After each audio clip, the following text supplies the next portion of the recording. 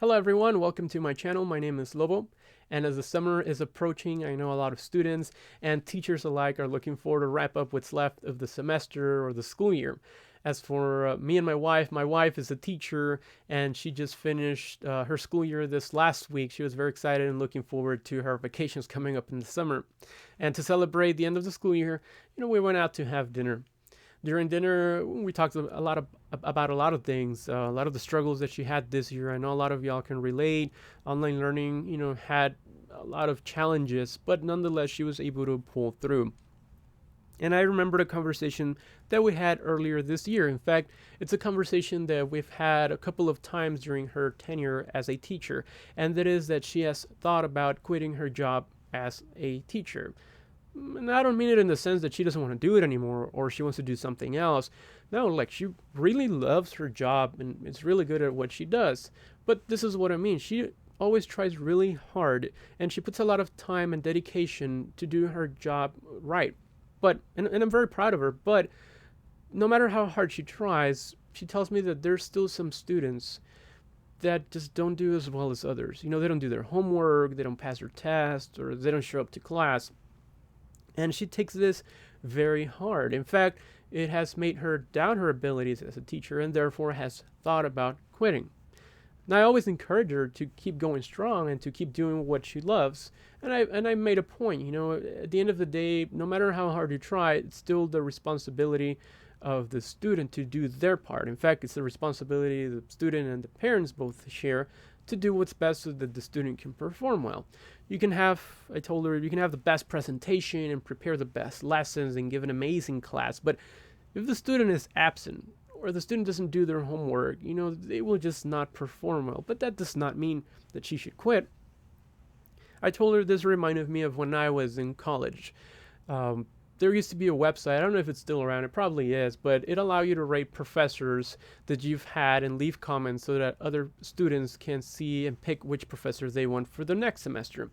So when you're setting up your schedule, you can pick the easier or the better professors, the ones that had reviews such as, the class is very easy, the professor is very friendly, they help you out as best they can to pass the class, and they explain everything very thoroughly.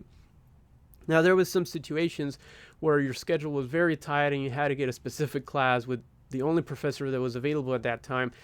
And the comments had things like, it was a very tough class, you're more than likely to fail than to pass, the professor doesn't do a good job of explaining everything good. But when I took these classes, I realized that even if you had the good professor, there were still students that would be failing the class and they would drop out of it in the middle of the semester. And on the same side, there was still professors that, even though the class was tough, had students that were getting straight A's. And it made me think like, man, are we not getting the same lecture here? How are you getting straight A's? And I'm barely, able to make a C out of this class. So I realized that if you had the good professor and you got you failed the class, or if you got the tough class, but you were able to get a straight A, at the end of the day, it's still your responsibility to do your part. On the behalf of the professor, they did all the best that they can. And whether you passed or not, that does not mean that they should quit. So I told my wife, if you love what you do, keep doing everything you can. If your performance is on point and to the best of your ability, keep going strong and keep doing what you love. See, if you did everything well, then the failures on behalf of others should not affect your decision to keep doing what you love. If someone failed to do their part, it should not affect your choice to do yours. Now, that thought lingered in my mind. There are times when we trust someone or when we love someone and they let us down, and they let us down bad. They hurt us or they betray us, they cheat on us, or maybe they don't reciprocate the same level of energy and love back for us the way we did for them. Now, I know a lot of, we're not perfect, but a lot of us will do our best to do what's right by them, right? By your partner or by your friend. But yet these people will still have the guts to do us wrong and to hurt us. And what do? We take it personally. I mean, Sure, we might break off the friendship or the relationship, but we say things like, I'll never love again, or I'll never trust again, or I'll never try again. And you quit. You quit. You let the failure of others define your ability to perform. You let the failure of others define you and turn you into something else that you're not. Even worse, we let the pain and the suffering bleed onto others, to bleed others that are, they bleed onto others that are trying to love us, and we make them pay for the damage that they never even caused. So where does it end? You must break off of those chains. You can't blame others who hurt you for the decisions that you took after that. You have to understand, you didn't lose them. They lost you. It's their loss. They messed up on their end, but you must continue to love and to trust. See, if you cut a part of a tree, the tree will still continue to grow.